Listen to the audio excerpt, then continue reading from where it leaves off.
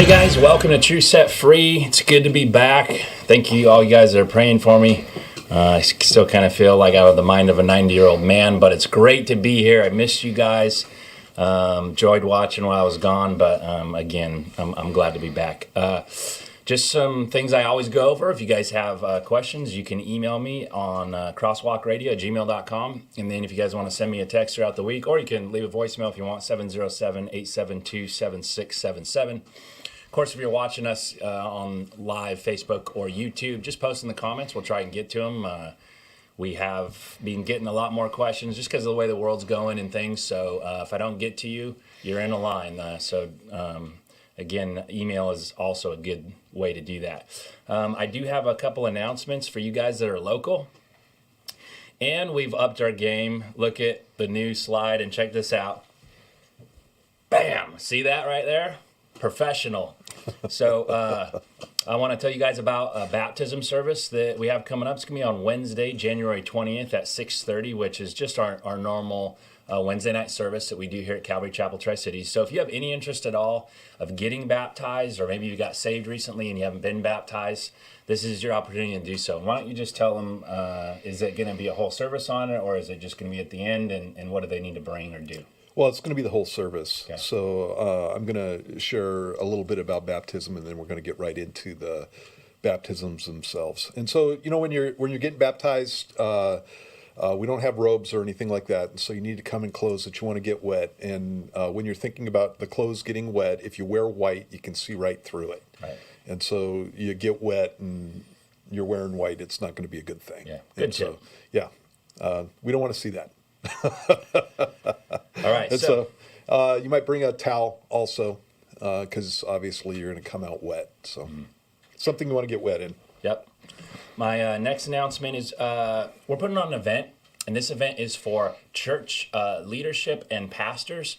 And what it is, as you can see behind me on the slide, is it's going over the issues of how Christians and churches navigate what's going on with what the government is telling us to do, and specifically in the realm of religious liberties. So Pastor Steve's going to go over and give a discussion on what Scripture says about it. And then we're having an attorney from PJI, Pacific Justice Institute. Her name is Tracy, and she's going to come and speak to anyone that shows up on the legality and some tips and things. And of course, she's a lawyer, so it's just a different way of looking at it that a lot of times, people who aren't attorneys don't understand. And so we encourage you to, and I know I have friends that go to other churches and stuff. So if this would benefit your church, or even just go tell your pastor, if let's say they want information about this, or maybe they don't understand, or they're just not open yet, we would love for you to forward this link. It's on our Facebook page. You can get on there and find out all the information. When is it? It's January 22nd at 7 p.m. Just here at Calvary Chapel, Tri-Cities. And I think it's going to go, we set 2 hours aside. We're going to do a Q&A and open it up. So if it goes long, it goes long, but starts at 7 p.m., January 22nd. My last announcement, and this is one of my favorite things that we do, is a prophecy update coming up. Now, the prophecy updates used to be awesome, and it gets more rowdy every year. But this was 2020, so I don't know what this guy's going to do, but there's certainly no shortage of topics to discuss. We're doing it a little different this year, okay? So make sure that people understand this. It's going to be 2 opportunities, so 2 different dates, which you can see behind me. One of those is Sunday, January 24th at 6:30, which is our Sunday night service, and then Wednesday, January 27th, also at 6:30, which is our Wednesday night service. But it's the same prophecy update. Right, so we've done prophecy updates before where it was like 1, 2, and 3 3 continuation of the same one. Yeah, I think we only did it 2 times. Okay. Yeah. But this is not that. This is going to be the same prophecy update both nights, and so you can pick which one to come to. And then, part of the reason that we're doing that is because we want to space people out. So. Yep. We're meeting, but we're trying not to be unaware of the whole COVID issue and people getting sick. So that's the purpose of that. Okay. Yeah. That's all I have for you guys. Let's jump into some questions here. My first one for Pastor, I'm on the wrong thing. For Pastor Steve is going to be this, and I didn't put it on there, so I'll read it and then post it here real quick. Okay, there are so many lies and conspiracy theories being thrown about. How do we as believers find the truth of what's going on is the question. And this is a really good one because this is how I explain it. You know the satire site Babylon Bee. So I used to get on my Facebook and there would be a post and it's like, oh, it's Babylon Bee, you know, and you could tell. Yeah. Well, this one time, and it was over the city of Chaz, where Seattle got taken over by Antifa and anarchists was the title. And I'm like, oh, it's satire, you know, thinking it's Babylon Bee, and it was legit. Right. So now we're in this area where it's like, wait a minute, is this real or is it not? And then, of course, you have the propaganda of the media and everybody who's purposely trying to twist the truth. How do we filter through this? How do we find the truth? You know what, you guys, I don't know how to do this except for looking at original documents or listening to original speeches, for example. And so I don't have huge amounts of time to do this stuff. But I'll just give you two examples. I was told that President Trump incited rioters, and that's the reason that they're doing the impeachment vote in Congress. And so as soon as I got some time, what I did was I went to a website that had the transcript of President Trump's speech, and I just went through and read it. He spoke for over an hour. I think it was a little bit over an hour. And so I went through and read the whole thing. Not one thing that is being stated in the media as being an incitement to riot was in that speech. There's nothing that you could point to that was an incitement to riot. You know, he didn't tell people to go and pound on the doors of the Capitol. He didn't do anything along those lines. It was a regular, it would have been a regular political speech in the situation that we're in, and so that's just nothing but a lie. As soon as I read the whole thing, I'm looking for anything. And as soon as I read the whole thing, again, it's one of those things where the media tells you what a politician has said, and if you don't go through and look at what the politician actually said, there's a really good chance you're going to get people lying about it. And I've noticed this ever since the 1980s. It's what actually got me interested in politics in the first place. I happened to watch a Reagan speech and then watch the speech and then listen to the commentators afterwards, and it was like we were not even listening to the same speech. And I'm like, are you kidding me? Do you not know that I just listened to that, you moron?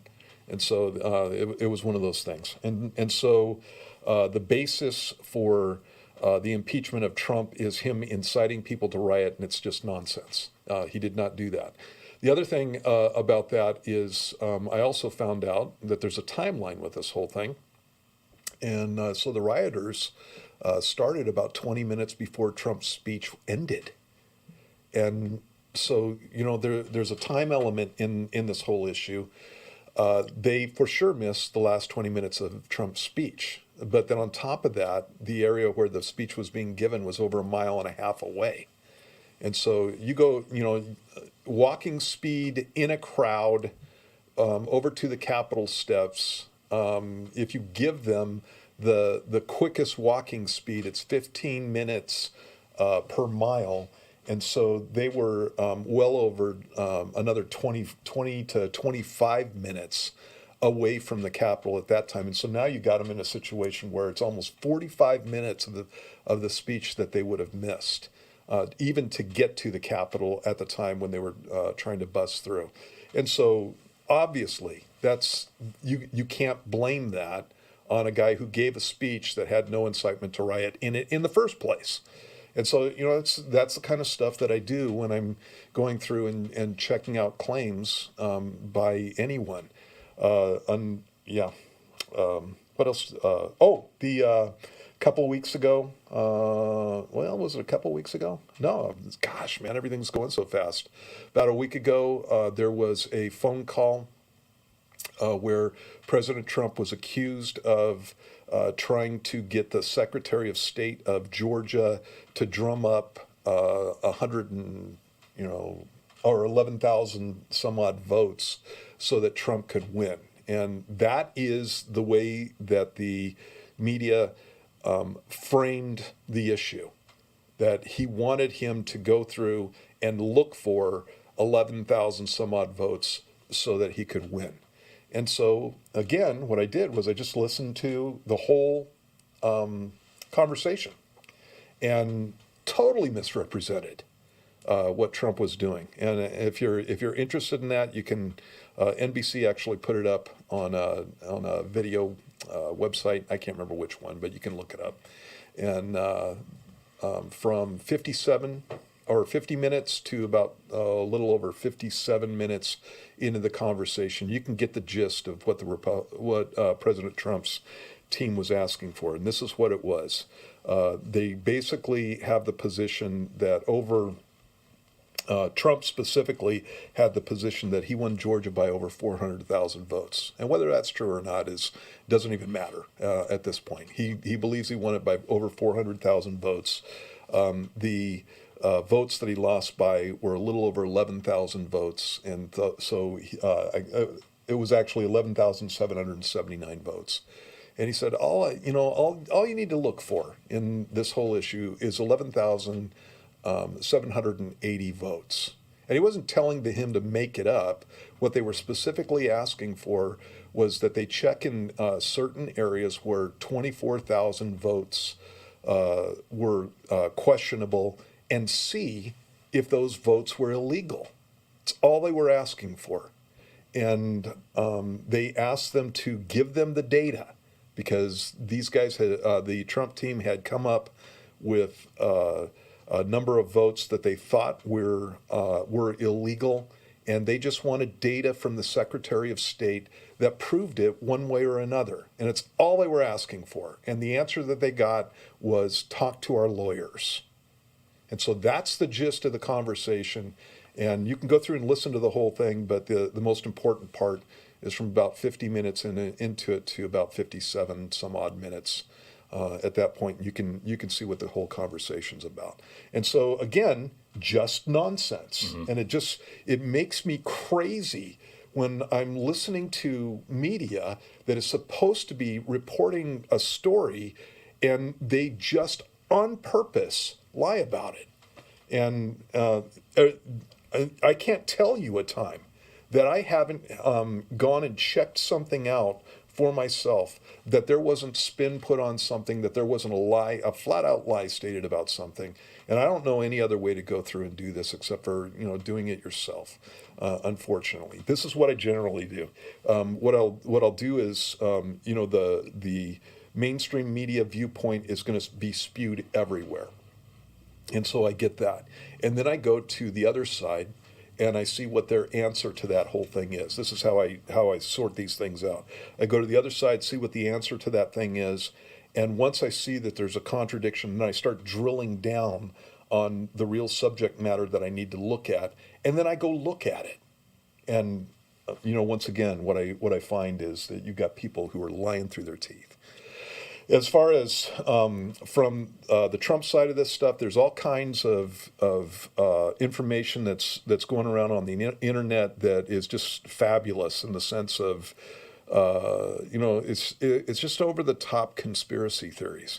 And so you have to be careful about this stuff. You got a bunch of people who are all they're all amped up on this, and they're going to be doing some of the same kind of stuff. And this is one of those things that, again, I go through and I check out. And so when I hear it from a Trump type of viewpoint, a lot of times I'll go to fact checkers, and I know about fact checkers. I just caught 2 of them lying through their teeth on these issues. And so then I'll go to the fact checkers, and I'm just on the other side of the issue, almost always. Go to the fact checkers, see what they have to say. They will quote from sources. Sometimes I'll look at those sources and see if they're valid. And then a lot of times what I have to do is go to primary sources again to see if something's going on. And so a few days ago, they were saying that there was a rumor going around that the Pope had been arrested. And it's easy to find out whether or not the Pope's been arrested. There's a kind of a conspiracy thing going on right now where Nancy Pelosi hasn't shown up at the Congress, and so people are saying maybe she's in jail, maybe she for insurrection or whatever, and that kind of thing. And you got to be careful about that stuff. It's like, we just did 2020 and now it's 2021, and so I don't want to say I think that's total nonsense because Yeah. you don't know. So- and so, but I'm very skeptical about that. So you're answering my next question, so I'm going to Yeah. throw it up there, and then you can continue. And this is what it said. Well, I want to say one thing about the last point. So it's great when you have a video or audio, but when you have text, and this is what I've noticed specifically the last year, is I used to be able to get on Google and find the articles. Yeah. Now I have to, and this is across the board, we have to do more work. Right. I have to go to page 4 or 5 or 6 or 10. Actually, just there's a few search engines you can use that will help you to get through that nonsense. What do you- DuckDuckGo is Never heard of it. Yeah, DuckDuckGo. It's a good search engine. Okay. To be able, it's and it's not going to just give you a one-sided type of thing. It's a search engine like they used to be. Basically, is what happens with it. And so you're gonna get some articles from both sides of that stuff, but it makes it a whole lot easier. I've noticed this in the last couple of months. I use Firefox on my phone and on my computer. I'm about to get another browser, but I've noticed that when I'm on Firefox's browser and I do a search, that for the last 2 or 3 months. It's been like what you said. I'm just doing searches, Yeah. and there's certain information that I want to look for, even biblically, and I'm getting a whole pile of left-wing propaganda, basically, and so I have to filter through all that stuff, and so DuckDuckGo is a good one. So Google I don't use anymore, and Firefox's search engine, I don't know what that is, but I'm not using that anymore. Bing has been better than Google has Right. on those issues. And so again, that's just from a research standpoint. I don't want to read what they want me to read. I want the Yeah. information that I'm looking for. Well, everything from Facebook to Twitter to the censorship to Google, they have their own algorithms that they put in.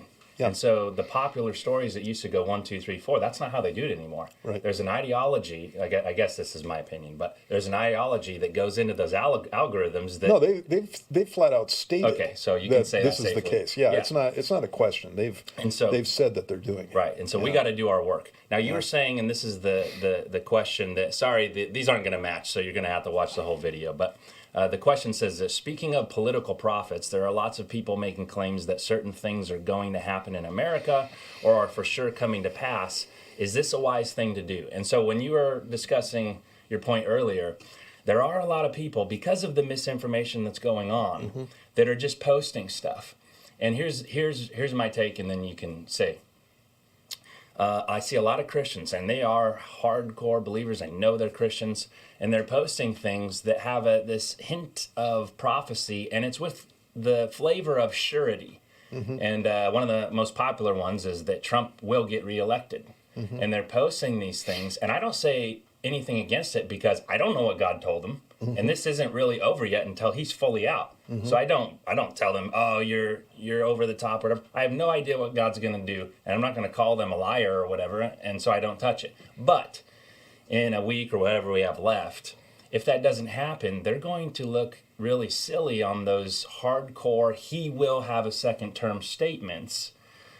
How do we approach this as believers? Well, this is something that you see in all kinds of contexts as far as prophecy goes. All through the book of Jeremiah, God condemns false prophets for speaking a word that didn't come from him but came from their own heart. And a lot of times we can have a heart about an issue, and we believe it intensely, and we want it to be something that's going to come true, and we'll glom on to any kind of information or any kind of backup that will support that belief or that desire. And you have to watch out for this. I've had situations where I've talked with people who are sick, for example, and maybe they have cancer or something like that, and obviously they really want to be healed, and they want to live and they want to be with their families and stuff, and so they'll be going through the Bible and they'll feel like the Lord's given them a verse that says that they're going to be healed and that they're going to have a long life and that kind of thing, and then they die. And what I know from that is that you got a person there who's they just have a desire, Right. and so they're glomming on to the verses that confirm that. And sometimes that's an issue of what God's really saying. Yeah. Because I am going to have a long life, Right. and I am going to be healed. Yeah. And that's so God gonna, encourages them, right. then, but they don't have the context, and they're taking it and posting the verse like He actually said it. Yeah. And so there's coming a time when I'm going to be home with the Lord for the rest of eternity. Yep. And so I keep that in mind when I'm talking to people and when they're saying those kinds of things. And this is a situation that I think that a lot of people obviously have intense feelings about. I don't like it that there's an administration that's coming into power who has actively stated that they're coming after me. I don't like that, and there are certain things that I would like them to leave alone. I'd like to just have a life where I just live my life and everything's fine, and you don't try to take away my First Amendment rights, and you don't try to take away Second Amendment rights or Fifth Amendment rights or anything else. Just stop it. But they don't. No. And so that causes me all kinds of angst, and so I would be really happy if the next administration wasn't going to come into power, because it's going to be nothing but a hassle for the next 2 years at least. Yeah. And stated by these people, stated by them. And so when you look at the Bill of Rights, the guys that built that said that these rights are inalienable and they come from God. Uh-huh. Well, when these guys don't believe in God, there's no these are inalienable. I can take them away. Yeah. It's a whole different philosophy. Right. One of the things that I think that people don't get, especially from the left side of the political spectrum, is that usually when there is somebody who's center or center right in office, they're not coming after them. They're not trying to take away their rights. They're not actively coming and trying to put people in jail, mm-hmm. or make them lose their jobs, right. or that kind of thing that's been stated over and over by the Democrats. And usually what's happening is they're actually getting benefits. So, for example, the Republican administration gets in and the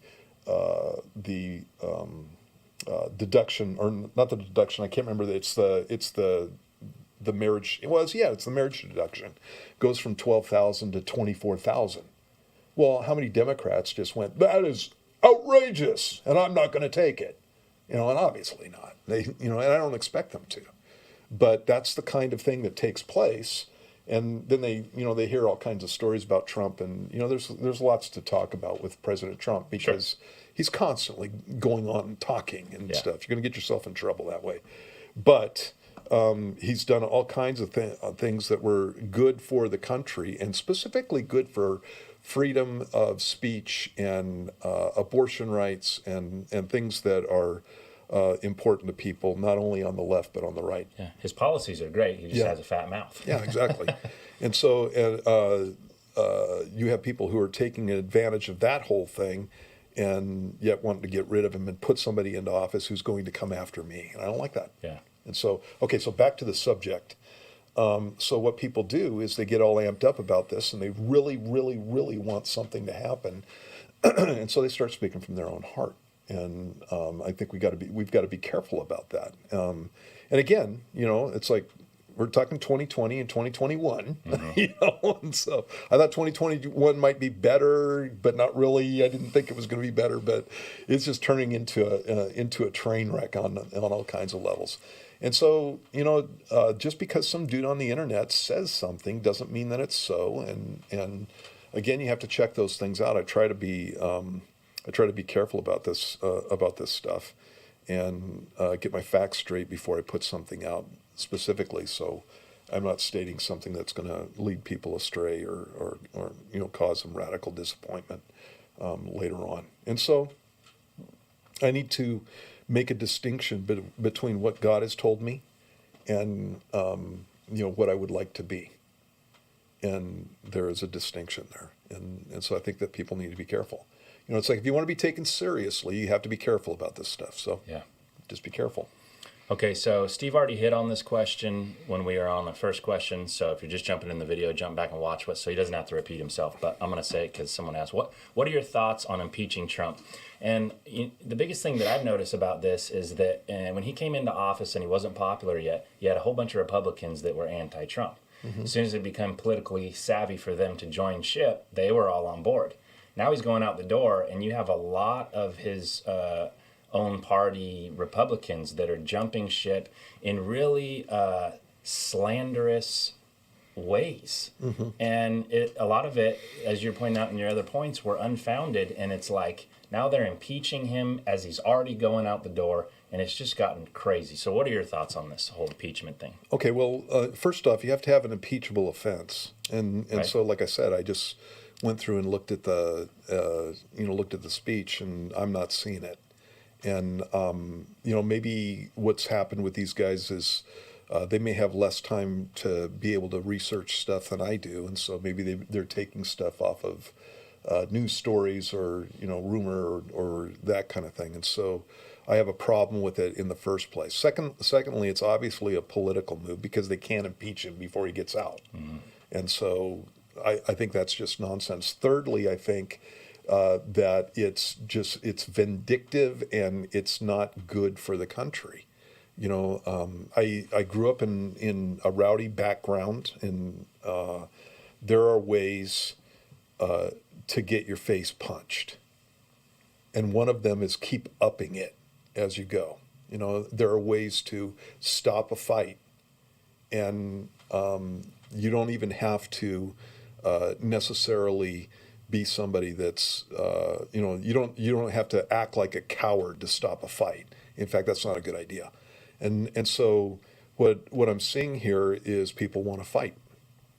And so one side says one thing, the other side says another thing, they amp it up, and the other side says another thing, and they amp it up, and it gets bigger and bigger. And pretty soon you're going to have people, forced into corners, and they're going to come out swinging. This is not a good idea. It's not a good idea. And so what should have happened with Biden specifically, if he's going to be the president-elect, if I were in his position, I would have come out and said, "This is nonsense. You need to stop it." And that would just quell it. And we don't have that kind of situation. Part of the reason that we're here is because we don't have those kind of people. Yeah. Who are just interested in truth and interested in the country. We don't have statesmen, is the deal, and that's what's needed. And we have a few, I believe, on the Republican side. I don't know any on the Democrat side. I'm done giving Democrats any kind of cover. These guys are just looking for a fight, and so it's not going to be a good thing. You don't want a country divided against itself, because it can't stand, is what Jesus said. House divided against itself cannot stand. Mm-hmm. And so, as far as my life goes and ministry goes and that kind of thing, you blow this country up, and it's a great opportunity for the gospel of Jesus Christ. Yeah. There are going to be a lot of people who are hurting, and an open door to ministry in their lives if people start shooting. There's going to be a lot of people scared. And I'm not saying that with any kind of glee, but Jesus wins no matter what in this situation. And I think that what should happen is that people should be reasonable about this stuff. I don't think that looking into voter fraud for real, doing forensic research into voter fraud is an unreasonable request. And what I'm seeing is the two sides are coming at this, and the Democrat side is refusing to do it, and even some Republicans are refusing to do it. When I listened to that phone call between Trump's team and the Secretary of State of Georgia, I was like, "Are you kidding me?" Mm-hmm. These guys can stop this whole thing anytime that they want to, and they're not willing to. Right. All that the Secretary of State is saying is basically we found no evidence of voter fraud, and you need to take my word for it, and that is nonsense. And so again, I think that you have people in this country who may want the chaos, and that is not going to be good. It's not going to be good. So. I love my country. I don't want to see it blown apart. But Nope. yeah, All right, my next question is from John, and he says, from Job all the way into Revelation 12, the devil apparently has free access to heaven to accuse the brethren before God. Believers die and go to heaven, and the rapture occurs before Revelation 12. So do believers in heaven come face to face with the devil? well, yeah, if they're in the presence of God, yeah. So unpack that, because it's confusing that the devil's in heaven and we're in heaven, and we're meeting him, but then he's cast a later time. Like, I think there's a timeline that gets people confused here. Yeah. So what Joe's is it Joe? That was John. Oh, John. Yeah. What John's talking about is in Revelation chapter 12. It talks about the final tossing out of Satan from heaven, and the Bible clearly in that passage states that it takes place after believers already exist, because it says that what Satan does in heaven is accuses the believers in Christ before God day and night. And so for Satan to be accusing believers in heaven day and night, there have to be believers, right? And so that's not talking about the original fall of Satan. That's talking about another event that takes place halfway through the tribulation period is where the Bible places that.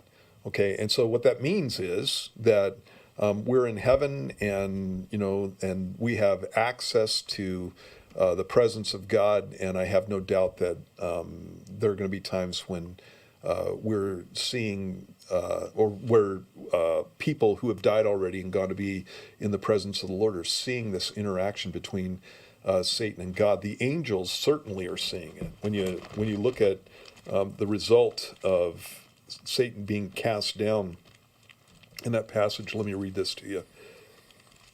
If I can find Revelation. Where's Revelation? When he's cast down, it says, this is Revelation 12:9. So the great dragon was cast out, that serpent of old called the devil and Satan, who deceives the whole world. He was cast to the earth, and his angels were cast out with him. Lets you know that it's not just Satan who has access. Then I heard a loud voice saying in heaven, now salvation and strength and the kingdom of our God and the power of his Christ have come, for the accuser of our brethren who accused them before our God day and night has been cast down, and they overcame him by the blood of the Lamb and by the word of their testimony, that they did not love their lives to the death. Therefore rejoice, O heavens, and you who dwell in them. Woe to the inhabitants of the earth and the sea, for the devil has come down to you having great wrath, because he knows he has a short time. I said that was angels rejoicing over that. It doesn't say angels. And so that may be the whole body of people who are in heaven, including angels and believers who've gone home to be with the Lord. But there's a loud voice proclaiming this whole thing, and the fact that there's rejoicing in heaven over the fact that Satan's not there. So it looks to me like they're able to see that stuff. One of the problems that people have with this is they think that heaven is a place where there's no conflict, and that is not promised until you have the new heavens and the new earth, and then everything, whether you're in the heavens or the earth, becomes a situation where there's no more pain, there's no more sorrow, there's no more it's just nothing but good. Yeah. And up until the point where God finishes his work on the earth, which includes the millennium and Satan being loosed after the 1,000-year reign and all the stuff that goes with that, there's still going to be conflict. We're going to be having a great time because we're in the presence of the Lord, and that's going to be all good. But it doesn't mean that we're not going to be aware of the conflict that's going on. In fact, all the way through the book of Revelation, you see 24 elders and others looking down on the events on the earth and commenting on them, and so they see the tribulation period. So. All right, thanks, John, for sending that in. Good question. My next question is from Sue. I don't have enough room to put all your words up there, Sue, but I will read them. She says, trying to understand God's promises to take care of us. In Philippians 4:6, it says, don't be anxious, ask God for your requests. But in 4:19, my God shall supply all your need. And then in 4:12, I know how to suffer need. Paul had to suffer need, Matthew 6:33. All these things shall be added unto you if you seek the kingdom of God. But Paul again sought God's kingdom and yet had to suffer need. Christ promises trouble in this world, but he has overcome it. I'm confused. I want to trust him, but I do not want to think he will do something he hasn't promised to do. Sounds lame to say God will meet your needs, but if he doesn't, then that's not his will. I'd like more clarity on what God really promises to do for us, avoiding the prosperity gospel false promises. So how do you unpack that? Okay. So in the passage that you're talking about in Philippians chapter 4, I think that Paul's being reasonable about the needs here. And so Paul obviously didn't starve to death. And he obviously wasn't in a situation where he couldn't live. And so there are trials that you're going to go through as a Christian. And so Paul talks about the fact that he was shipwrecked a number of times, right? And so, a lot of times when, if I'm on a ship, I've only been on a real ship once. And my needs on that ship are that the ship stay afloat and that I don't go into the drink, from my point of view. That may not be God's point of view on my needs. And so the ship goes down, and at that point, then God is going to take care of me, as he did with Paul, because Paul was still somebody that God was going to use throughout his life. And so he was shipwrecked 3 times, I believe. And we only know about specifically one. And God delivered him through those things. But I can imagine that the whole time that he was floating on a piece of wreckage, that he's praying big time and asking God to supply his needs, right? And so the fact that God's going to take care of me doesn't mean that I'm not going to go through specific trials. And so obviously we always need to understand that. God never promised me that I wasn't going to go through trials. In fact, he promises me that I am going to go. So Matthew 6:30. Oh wait, is it John 6:33? Wait a second. I don't want to mess you up here.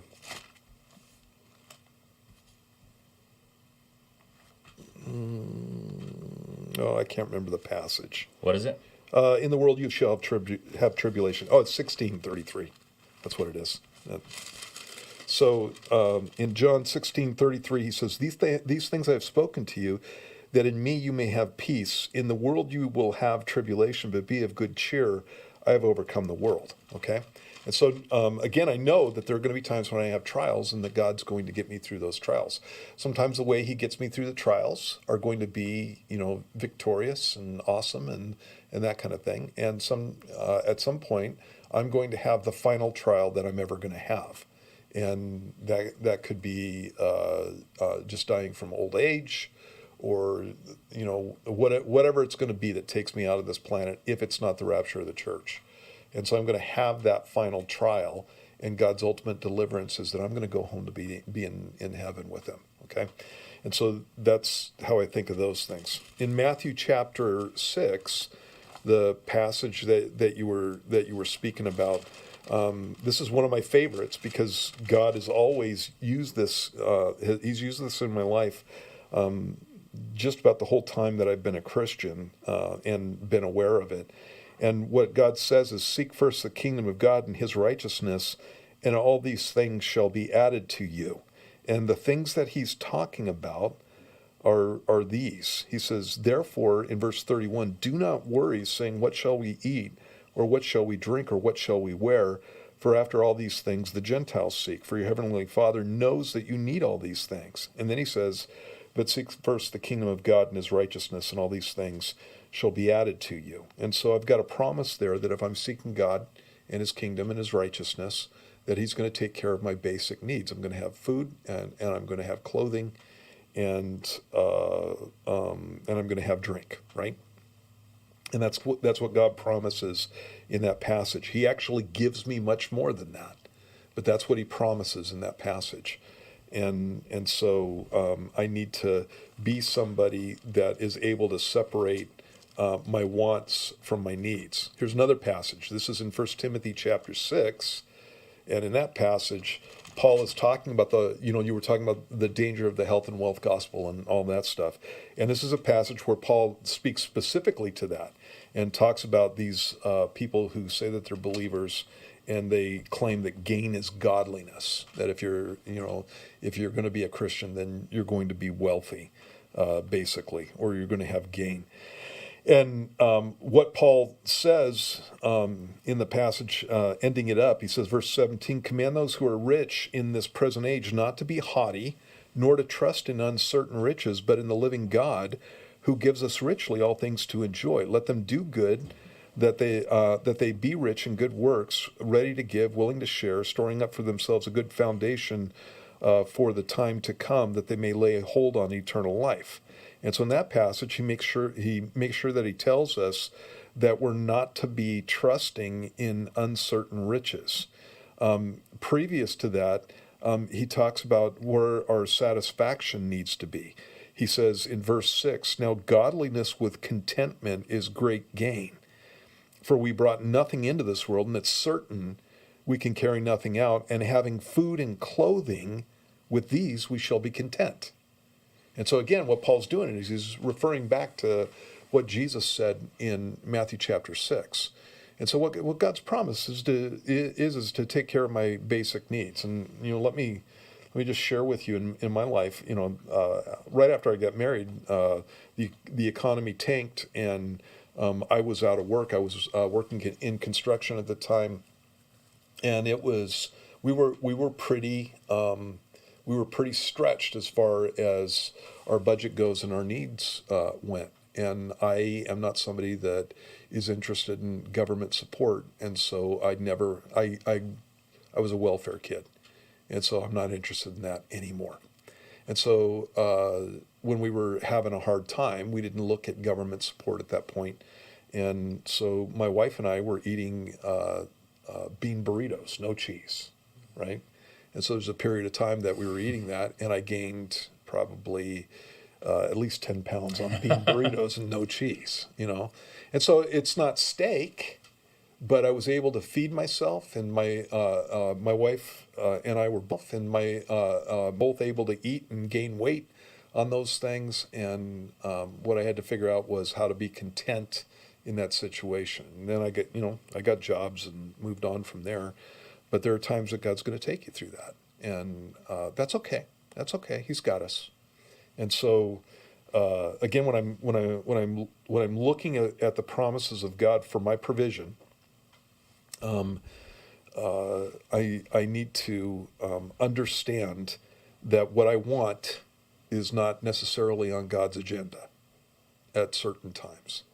Now, since that time, that was a short period in my life. And since that time, I've been blessed beyond reason. And I think sometimes people confuse in that too, is that I'm praying for something, I want something. It goes bad. I'm suffering. I'm going through a trial. Well, God says he wants to do exceedingly abundantly above all that we can ask or think. And spiritually, when you look at that, what you got out of eating bean burritos, your faith, your trust in God, is so much better than whatever want or worldly need that you can have. Right, absolutely. And it's through those moments that make us like Christ and our relationships strengthen in there. And so he has a totally different spiritual agenda than we do. Right. God's way more concerned about my soul and my heart towards him than he is about my comfort. Amen. And so something you just always need to keep in mind. And it's not that he's not interested in your comfort either, because he does love you. But if it's a choice between the two, he's going to go after your spirit rather than your comfort. So, all right, thanks Sue for posting that in. Appreciate it. All right, Billy is on Facebook, Pastor Steve, and he says, so what's the deal with Abimelech wanting a woman who's 90 years old anyway? I've never heard a decent explanation about this. So we're going through Genesis. I'm assuming that's 19 or 20 or something like that. Yeah, it's going to be chapter 20. She's good looking. A 90-year-old babe. Yeah. Abraham died at 175. And so what you're talking about is a completely different situation as far as the lifespan goes. I can't remember how old Sarah was when she died, but it was towards the end of Abraham's life, and so she's up into an area well over 100 years. And so, I mean, you take that, and you do the math on that, and do ratios and stuff, and so say, well, I'm not going to get into all the math and stuff, but basically, there's some 40-year-old ladies that are pretty good looking, right? And that's middle aged, and there's some 50-year-old ladies that are pretty good looking, and that's even past middle age. And there's some 60-year-old ladies, ladies in their 60s that are pretty good looking. I got one, right? And so, it's like, all that stuff is relative, and we don't know how old Abimelech was either. And so maybe he's looking at a 90-year-old lady and he's 150. So yeah. So the lifespans were different at the time, and then they, not too long after that, they settled down and get to about where our lifespans are. So. All right, Elizabeth is on Facebook, Pastor Steve. She says, I have a question. How do you deal with mean-spirited people, both godly and ungodly? People are just nasty and mean-spirited nowadays. It seems to be in environments of work, and she says, well, just about anywhere you go. So what do you tell Elizabeth? I just punch them and walk away. In Jesus' name. In Jesus' name.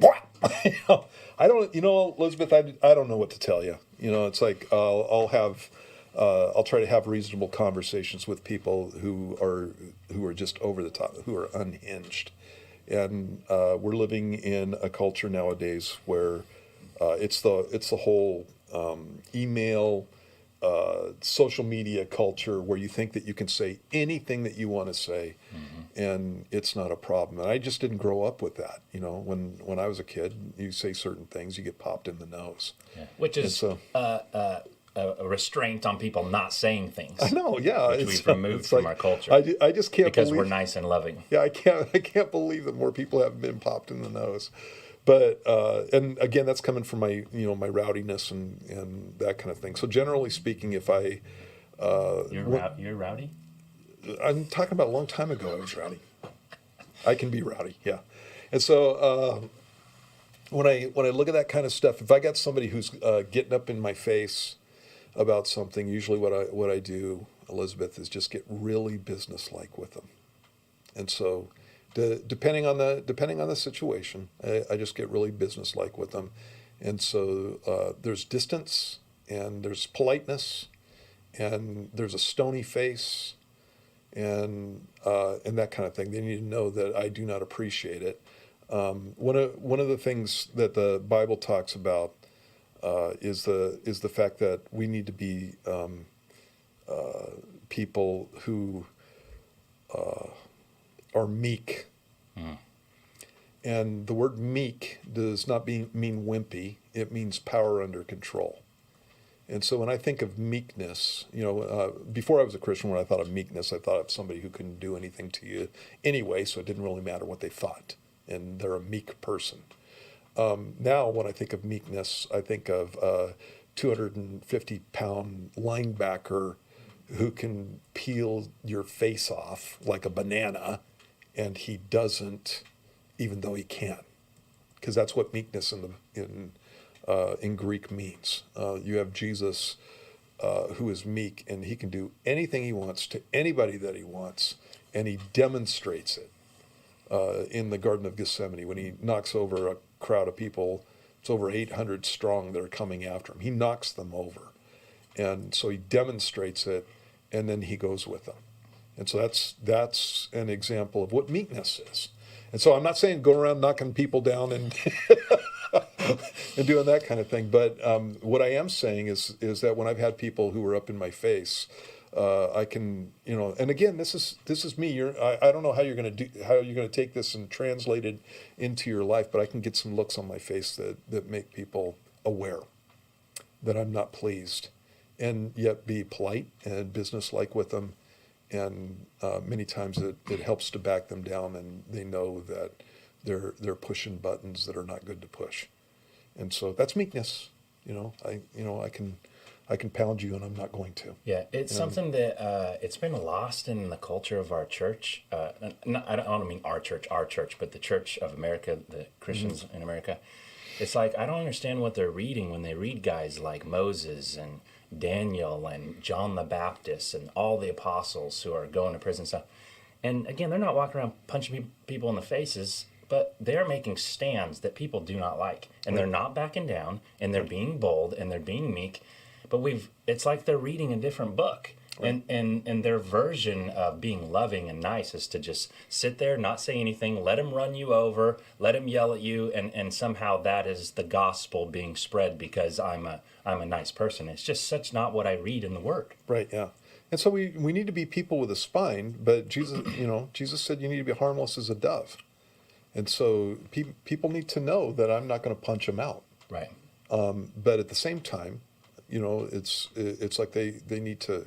Well, I don't know that they need to know, but they should know that I could, and I'm not going to. And that's the idea behind meekness, and so I have conversations with people, like if I'm on the internet with somebody that I care about. And what I mean by that is there are people that I'm not going to spend the time on the internet with, talking to them about their unhinged nonsense. And so if I'm talking to somebody that I care about, I'll go through and point out, do you realize that you would never say that to my face? And here you are typing it out on a text, or here you are typing it out in email.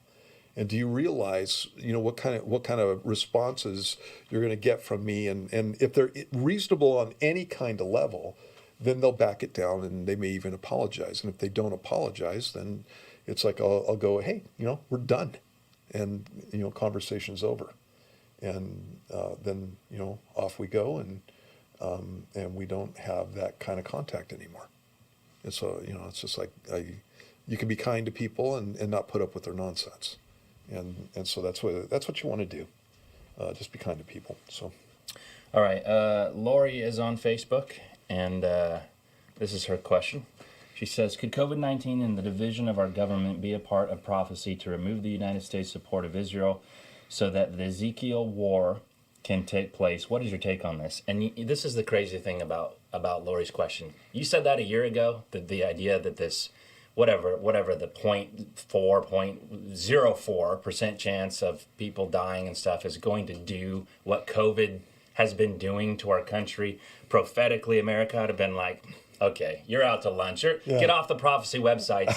And now I read what Lori just said, and I'm like, that's a good question. I can't believe it, what COVID's done. Yeah, Lori, I absolutely, I think that's the case. One of the things that I'm always pointing out when we're doing a prophecy update is the fact that when Israel is fighting against the coalition of nations that are coming down against them, you see it in Ezekiel 38 and 39, that they're alone in it.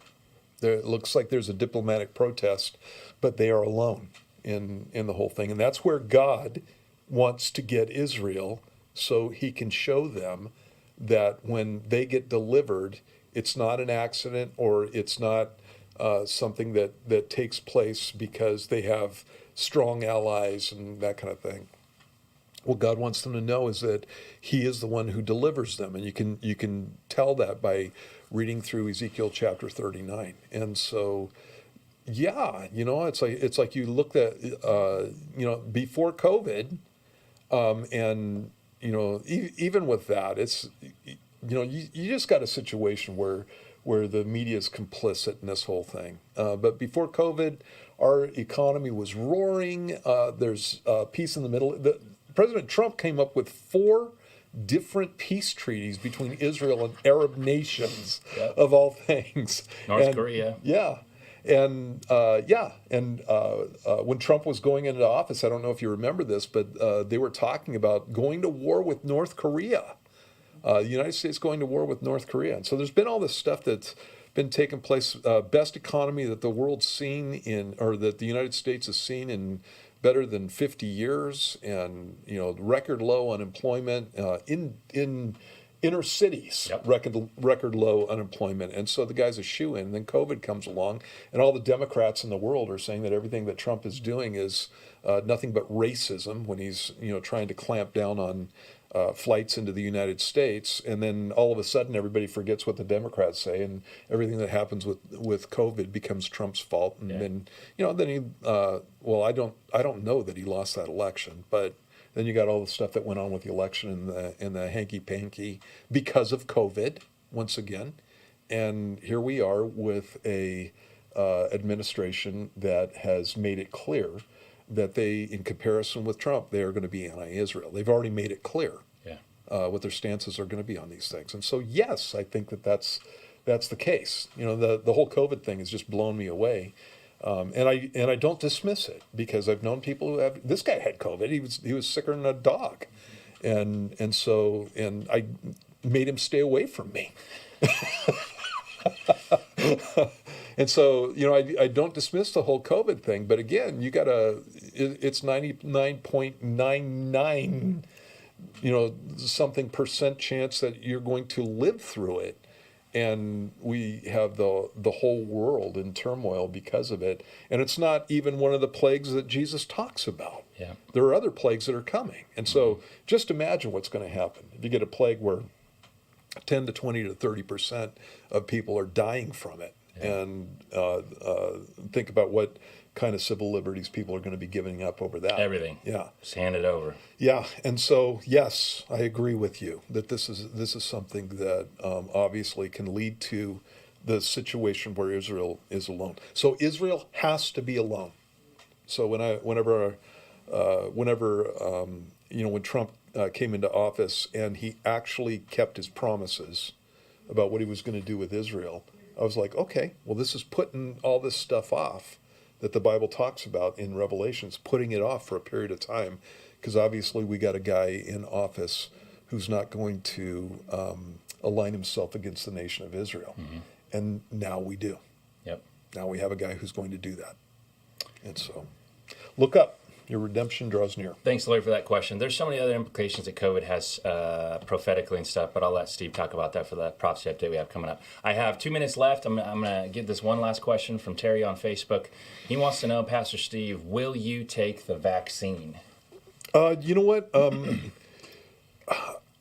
I am not a medicine guy, you guys, and so I'm not the guy to be asking that. It's like I don't take a lot of any medicine. Whenever and it's not because I'm freaked out by it or anything like that. I'm just kind of not built that way. And so my doctors have unless it's antibiotics or something like that, my doctors have a hard time getting me to take the stuff that they want me to take. And mostly it's just because I don't care and I just forget about it. And so I've had surgeries. I've had knee surgeries and that kind of thing where they give me pain pills and I'll take one and I go, I'd rather have the pain, because of the way the pill made me feel and stuff. And so I just rather have the pain and I'll take some aspirin or something. And so, not that I'm not a baby, because I can be a baby too. So when I look at the vaccine, I'm a little interested in it. In the sense that it's a mRNA vaccine, and it's a different style than the vaccines that we usually have, and it's something that hasn't been tested exhaustively, with human subjects and that kind of situation. It actually is some really cool technology. I did go through and read a couple of articles on this. I try to get articles before the period of time that we're in, so they're not slanted. And so I read an article on these vaccines, and they are especially really cool for cancer, for combating cancer. And basically what they do is they take mRNA is a code. And so they put this in your bloodstream, your cells take it up, and from what I know about this, what happens is your cells take it up and replicate. It's a code for a protein, and so your cells take it up, replicate the protein, and the protein has a shape that looks like COVID, or a part of COVID. the COVID virus that they're trying to identify. So, for example, COVID virus, it's a coronavirus, so it looks like it has thorns all over the outside. And so they might make a thorn type, a protein that has kind of a thorn on it. And so then your body recognizes that as foreign, starts building up antibodies, immunities to it, and then when you get the real virus, then it automatically attacks it. And it's the same kind of idea, one step removed from taking dead COVID virus and shooting that into you. And so how that works is they take a virus and they either denature it or it may be a virus that is weak, and they'll put that into you, and so your body is reacting against the actual virus itself, whether it's dead or weakened. It's attacking the virus itself. Well, this is kind of one step removed, and so it's making your body make a protein that your body's going to attack. Okay, so having said all that, giving you the science lesson and stuff, having said all that, I don't know if I want you putting mRNA in my body. No doubt. Yeah, it's one of those things, and it's not like I'm totally opposed to it. I'd like to know a little bit more about side effects and that kind of stuff before I get into it. For cancer research, for cancer situations, the thing that's really exciting about this is that the mRNA can be tuned to a specific tumor that a cancer patient has. That's neat. Yeah, and so if you have a situation where you're dying of cancer, if I'm in that situation and you go, hey, we might try pumping some mRNA into you, and maybe your body will fight off the cancer. I'm like, yes, do that with me. But I'm not dying of cancer. So my attitude towards this is I'm going to wait until he gets, you don't need it anymore. I'm good to go. Okay. Wait. Yeah. I'm going to wait till Isaac. Mitch is our scapegoat. No. Oh, you've already had it? Have you had it? No. Okay, so it's Michael. I'm going to wait until Michael gets the vaccine. Watch him for a little while. See if he starts growing things grows a finger out of his shoulder or something like that, and then before maybe go there. And I'm joking around, but before I had it, I saw I Am Legend, and the vaccine is to cure the virus. That's how it started. So I was like, Mitch is going to be my test dummy, and we'll see. But how he's weird already he had gets. it too. Yeah, well, he says yeah. But yeah. So probably pretty sure he had yeah. it. So. And we just started a conspiracy theory because someone's going to take that Yeah. and put it on YouTube. Go back to the beginning of the show if you don't know what I'm talking about on the inside joke. But and so again, I'm it's like I'm looking at that and I'm up in the air on it. I can't believe I haven't gotten COVID already. And so it may be the case that I've already had it. There's a possibility of that because of my travel and stuff like that. But usually when something's going around our church, I get it every time. And so I've been sitting here in shock that I haven't gotten this. So the thing that I know we're out of time, but back to Sue's question on the implications of COVID. One prophetic implication is the talk and the rhetoric around the vaccine, is they're starting to say things like, you have to get this in order to do this. Right. Go to school, travel, do this stuff.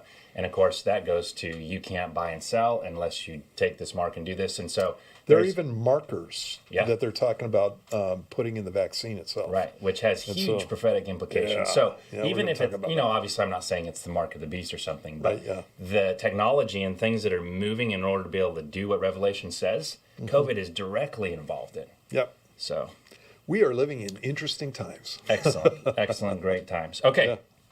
That's all I have time for. Remember that we have a baptism coming up Wednesday, January 20th. If you guys want to get baptized, 6:30 is our Wednesday night service. We also have an event coming up. If you guys could tell your pastors, if you go to another church, or friends that are leaders in other churches, it's up there. How to navigate constitutional freedoms and biblical submission of government. I talked about what that was in the beginning, if you want to rewind it when it posts. And then, of course, our prophecy update. And this is going to be 2 different opportunities for you to go to the same prophecy update. It's on Sunday, January 24th at 6:30 and Wednesday, January 27th at 6:30. Thanks so much for joining us, you guys. If you have questions, send them to me, crosswalkradio@gmail.com. You can text me at 707-872-7677. We'll be here Wednesday, 3:30 next week. God bless. See you guys. Have a